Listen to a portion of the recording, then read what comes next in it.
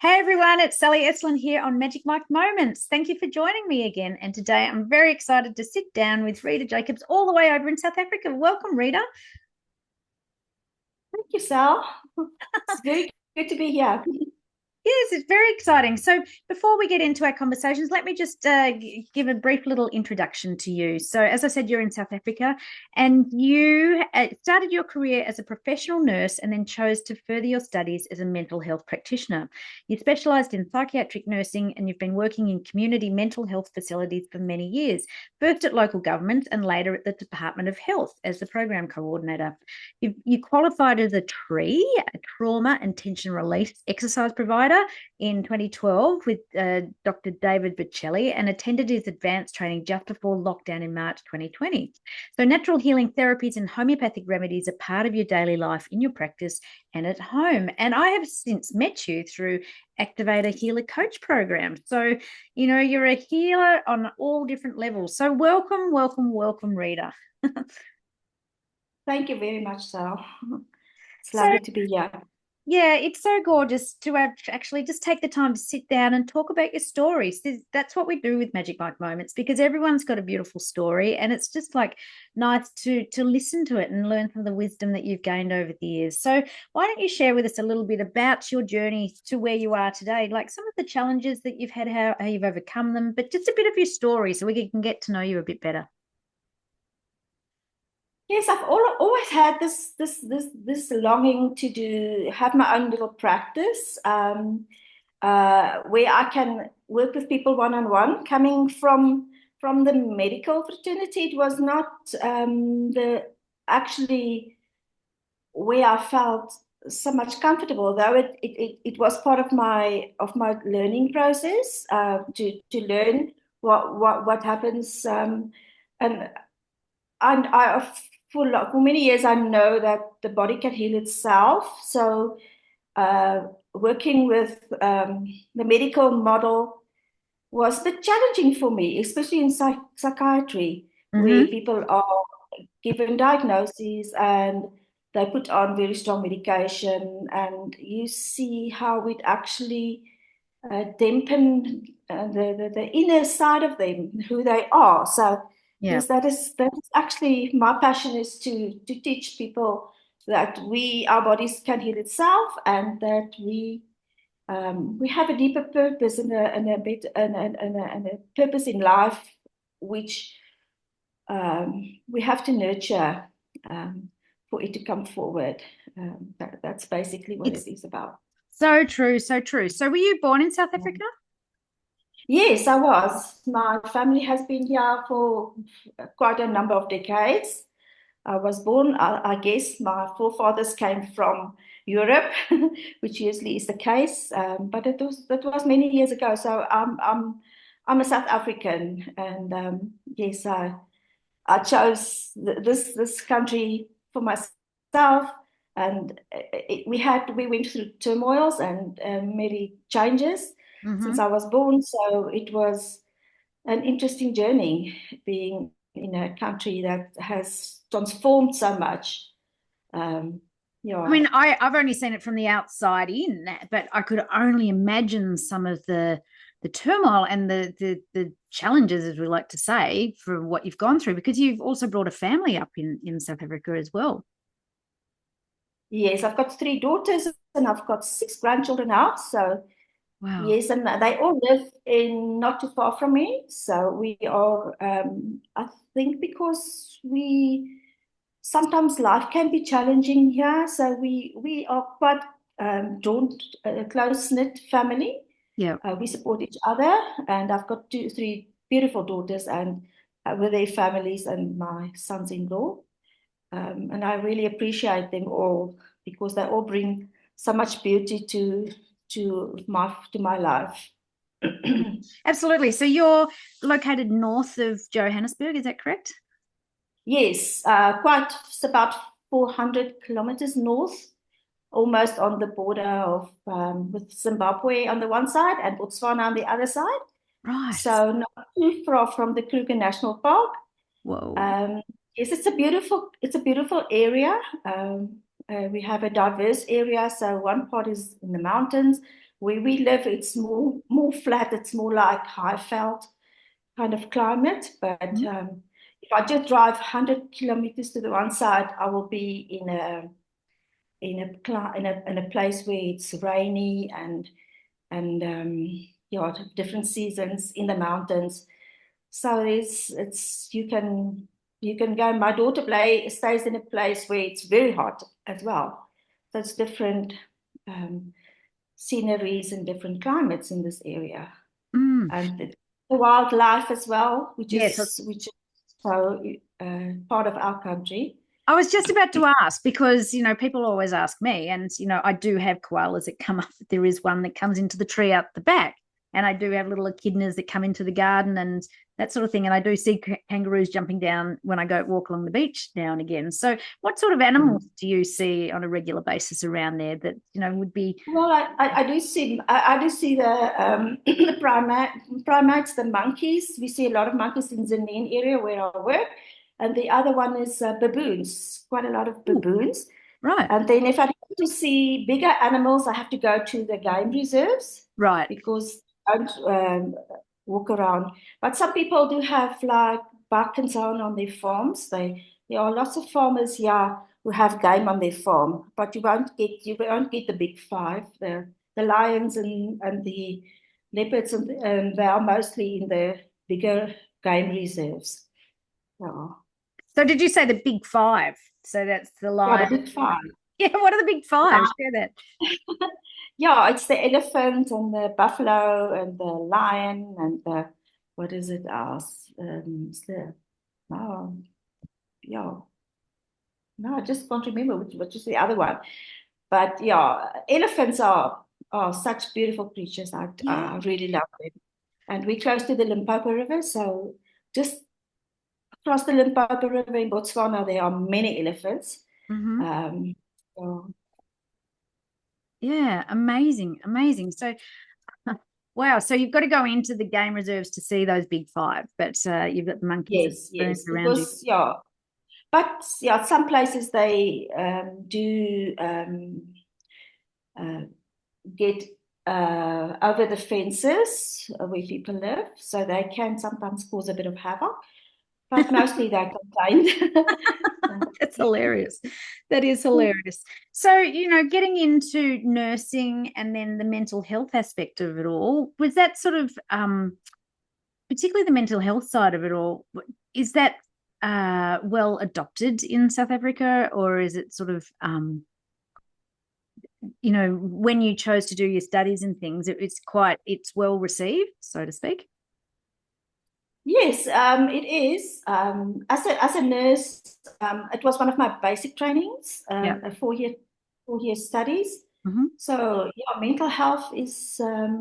We've got many psychiatrists, and Yeah. it is yeah, and it works with the mental health review board, which is the controlling board for people who get admitted involuntary.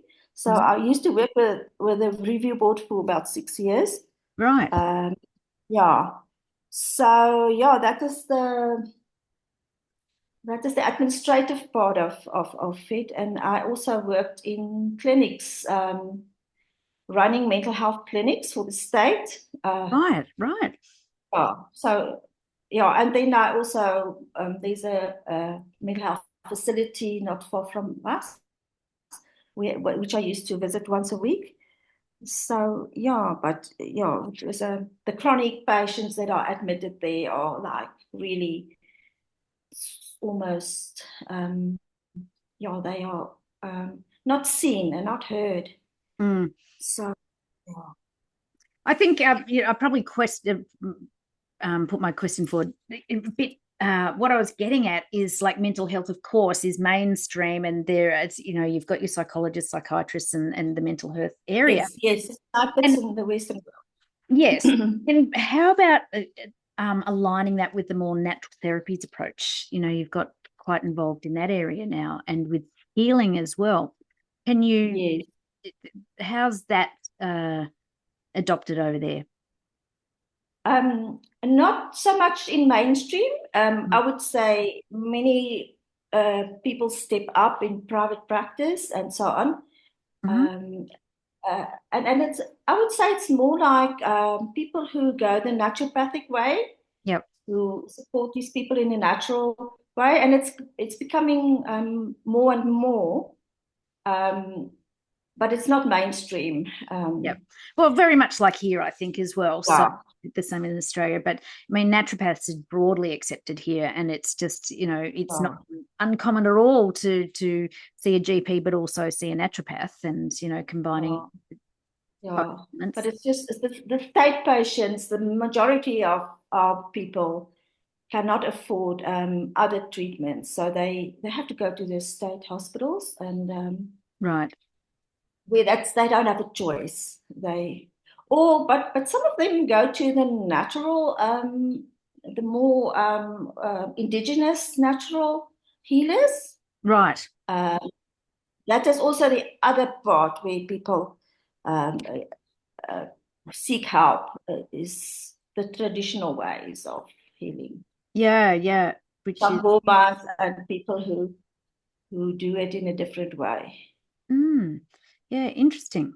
So, I mean, wow, it's funny how life is, hey, how you start out in one and then you morph and morph and morph. And now you're really very immersed in doing your healing work, and particularly with frequencies. And that's something that we have in common. And that's something that Yeah. when did you sort of get into the frequencies? Was it just the last couple of years? Yes, I must say I didn't really understand frequencies until I or get a deeper dive into it until I did Marcus's course with the activator. I know that plant medicine or frequencies and so on, that's the basic things I know, but I just didn't realize how we are all vibrating and we have our own resonance frequency, which is so amazing. Mm-hmm. And then I started incorporate that in my practice with people. Uh, I do body work, body stress release at the moment. That's my main job. Right. Yep. So I work with people one on one, and I do touch people. So I've always been drawn to the touching my hands. My hands. I didn't. The path that I've taken was like slowly. I woke up towards the experience of feeling energy. Yeah. Um, and then I had this beautiful chance to work on people's bodies, Yep. where I can engage with the energy field. And yes, it just woke up so much within me. And I'm learning every day. It's a learning curve all the time. And to trust, it's all about trust. Trust the inner, the instincts and the feelings, actually the sensations in your body. That's important for me. Trust. Absolutely. It's, we've got a bit of Yeah. similarity. It's I'm also a massage therapist, and starting to feel things through your hands, like it's a whole other Yeah. level. And I think you got an advantage over a lot of the healers that I'm working with, because you're in person. So you're actually feeling the energy there in person. And it's like your hands go on fire, don't they? It's incredible. Yeah, yeah, it's amazing. Yeah. So, I also do mindfulness. I've studied mindfulness as well for 2 years. It was during the lockdown. I did a 2 year course in mindfulness, MBSR, mindfulness-based stress reduction, which is also a beautiful modality, and it flows well into the work that I'm doing now. mm, Um, because it's in stillness where we actually feel our own frequency, our own resonance. Yeah. absolutely, it's in the stillness. I like to equate it to having your own radio station. You remember on the old dials, and you'd get the static until you got it perfectly in tune. And so we have this our own field, our own personal radio station. And when you're tuned in, you're just in alignment and flow. You feel comfortable. You're just being in that stillness. You're just being you, because you tuned into your station, and that's what's resonating out to people. And people are tuning into that music, and they go, whoa, I like what Reda's playing there. And they tune into your station, right? And it's Oh, a beautiful place to be when you comfortable and you just got it perfectly in tune, and it's amazing, hey? Yes, it is. And to see people, when you take them through just a short mindfulness practice, just a breathing practice, Mm. you see their body fall into that alignment, coherence. It's a beautiful experience to see that happen with people where the nervous system sort of like start regulating. Yeah, it is And gorgeous. Absolutely gorgeous. But that leads me into my next question. So, in all the work that you do, what do you think is your superpower? Why do you think people are drawn specifically to you? What is the essence of you that's your magic, if you like? I think the touch, Yeah. and because people have, and then to trust in the flow of the process, because I work very intuitively. Mm-hmm. And in the moment, I don't have a set up idea with every client. I just flow what comes up and use what I know. So I think it's the way that I just go into what presents for the person, Yeah. and Yeah. then feel them, and then get to the core of what it is that is bothering them at that moment, Yeah. to help stabilize. So, yeah. Yeah, that's great. That's awesome. So then that leads into my next question. What do you think is the biggest issue facing your clients in general?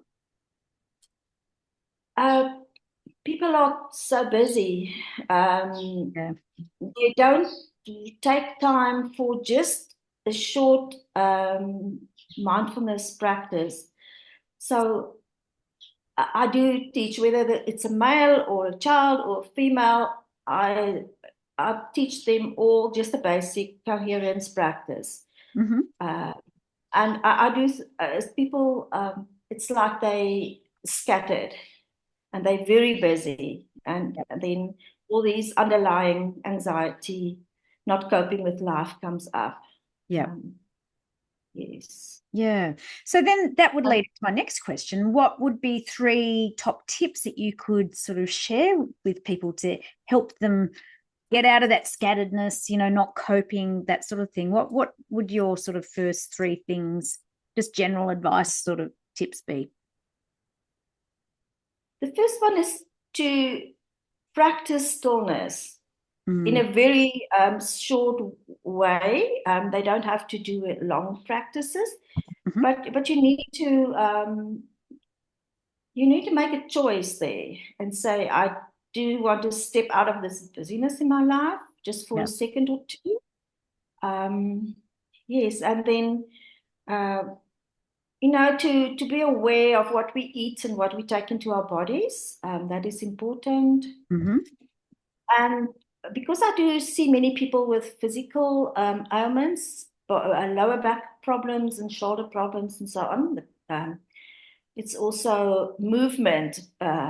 People are like, many people work on computers and things, then Yep. they Yep. stuck in that moment in that, yeah. So just basic movement, and become aware of what happens in your body Yeah. awareness. Yes. I think that's so important. I was talking about it last week with another guest on the podcast, because we're so stuck here. And you think, how's that flow going when you're bent over, when you're elongated and allowing everything to flow through you? Everything otherwise gets stuck, like those old petrol tanks, and the petrol's really low, and it's just all sludge at the bottom. We want to get everything flowing through us and not caught up and stuck with bent over shoulders and all that sort of stuff. So I 100% relate to that. And you've got to have the awareness, because you can't change what you don't know. So if I like to recommend to people, when they're passing a mirror, have a look, because you'll often see yourself stooped over.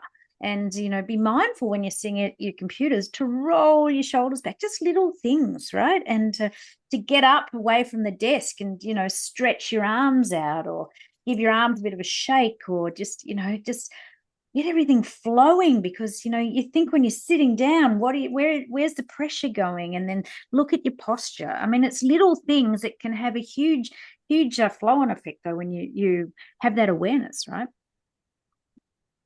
Yes, sure. The posture, just to be aware of how you hold your body. Yeah. Yeah, absolutely. Yeah, so I love that. So practice the stillness, and make that choice to step out of the busyness and be aware of what you eat and what you're putting into your body. And then, of course, how you look at your posture and your movement and move the body. Yeah, I love those three tips. I mean, they're just little things that it's simple, small steps to help people get out of that rut, when they're sort of feeling a bit stuck and can't cope and all that sort of stuff. Hmm. So then, over your lifetime, you must have had so many different experiences. I have a little mantra: let go, step up, and be more. And that's letting go of stuff, whatever it is, stepping up, and then just being more of you. So over your sort of experience, what do you think you've let go of, and where have you stepped up to be more of yourself?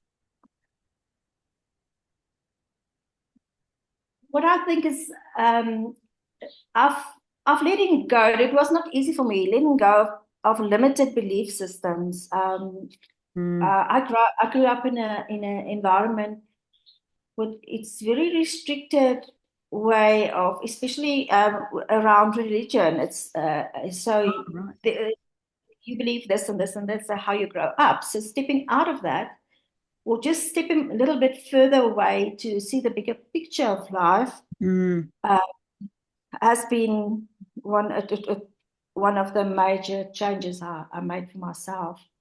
yeah. And then also to appreciate other people who are still who is still in that belief system, just to accommodate them as well, Yeah. because I know I've been there, um, and to be able to meet a person where they are, Mm, mm. whatever how they see life. Absolutely, with no judgment, right? Just meet them where they're at Yes, and just help yes, them, hold their hand, assist them as they go on that journey. I mean, you were such an empowered empath, you're very yeah, empathetic, and it's just, you've got such a big caring heart, and it's just meeting people because you can see how you can support them on their journey of healing and journey of wellness, right? With no yeah, judgment. I think, particularly as we're going through this massive shift, this dynamic shift, it's important just to be there, and support and assist people through this journey, and everyone's at their own level. So I totally get it, meeting them where they're at and helping them on their way. yeah.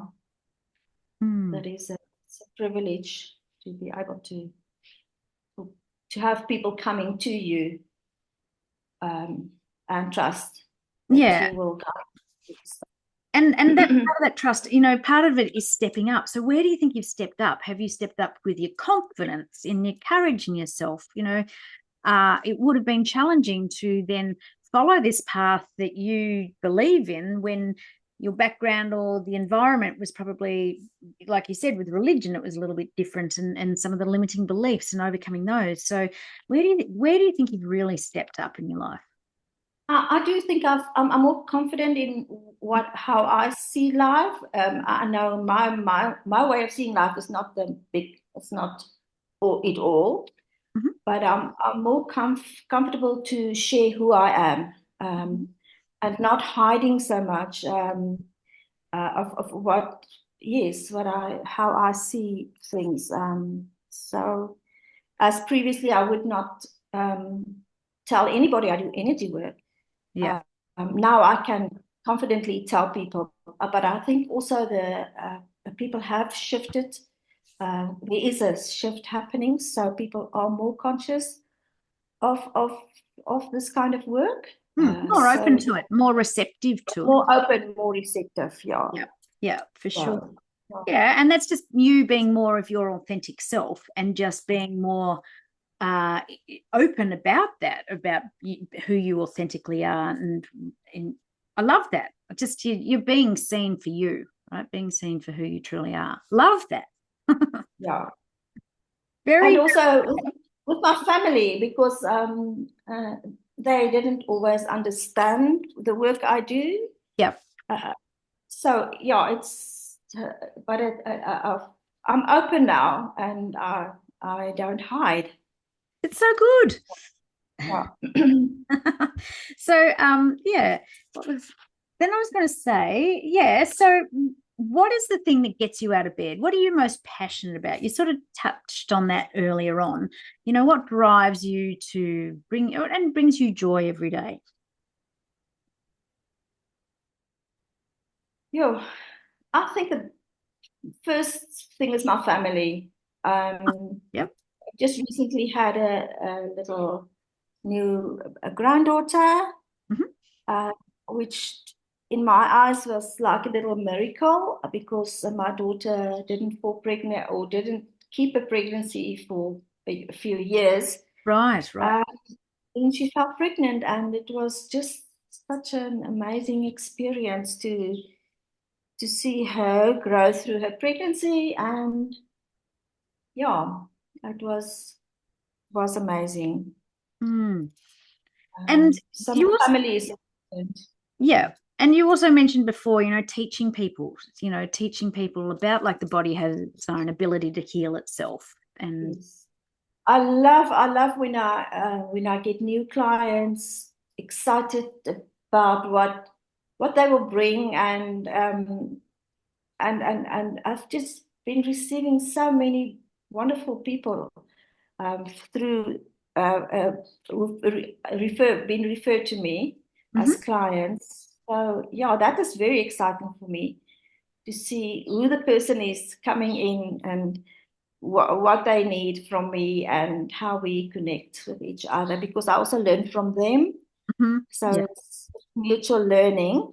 Um, Yeah. I love that. It's a two-way street, isn't it? And yeah, yeah, particularly when you're in the healing world, you're healing others or assisting people to heal themselves, but also healing yourself at the same time and learning and growing yes. every day. It's just a beautiful, Yeah. beautiful cycle. So, down the track, what sort of legacy would you like to leave? How would you like to be remembered? I think to have the courage to step up for myself and what I believe in. Yeah. Yep. Um, and also, one of the things is like you can change the destiny of fate, like um, not to the things that happen to you as a child and that your family went through can change, Mm. and to just have that trust that you're not stuck in life. Yeah, I Um, love that. Yeah. yes, that we can we change like epigenetics and that kind of understanding that um, yeah. Oh, I think it's just like, if you've got a tire that's bogged, doesn't mean that you're going to be bogged for the rest of your life. It just means you just need some assistance to get out of it. That's all. And you need a bit someone with a big bull bar to pull you out. Yeah, and when I have the courage to step up, I do it for my whole lineage, for my family. Um, yes. Yeah, that's awesome. That's awesome. So, Rita, how can people reach out to you and get hold of you? Where's the best place? Is it on your socials? Do you have Instagram or a website, or what's the best thing, or email? I am just on Facebook. Oh, I Facebook. didn't not fully step into the online community yet, but I'm planning on doing Well, that this is your because foray, babe. This is your foray. It's your coming out yeah, party. yes, um, So yeah, Rita Jacobs on Facebook, yeah? yes. Okay, cool. Yeah. Well, this is your time to shine. It's absolutely your time to shine. And you are such an amazing, energetic healer. And you have such a huge, beautiful soul. You absolutely do. And you're very caring. And it's time to take your gifts out to the world. So, extend and go online as well, Rita. It's time, baby, for Yes. you to shine. It is time. Absolutely. Well, I just wanted to thank you so much for being a guest on Magic Mike Moments today and really appreciate you taking the time and sharing a bit about your story. And I must come over to one of the parks and see some of the big five. I love that. Well, you're welcome anytime. Oh my, but even having monkeys and baboons in the street, like it's pretty wild. It's yeah, just love it, love it, love it. So thank you, Rita, once again for being a guest, and look forward to catching up with you again down the track. So have a beautiful, I think it's the start of your day there. It is, yes. Thank you, Sal. It was amazing to be on this platform with you. Yeah, this is the I start of many more, babe. Okay, Thanks. we'll catch you again later. See you guys, everyone. Bye.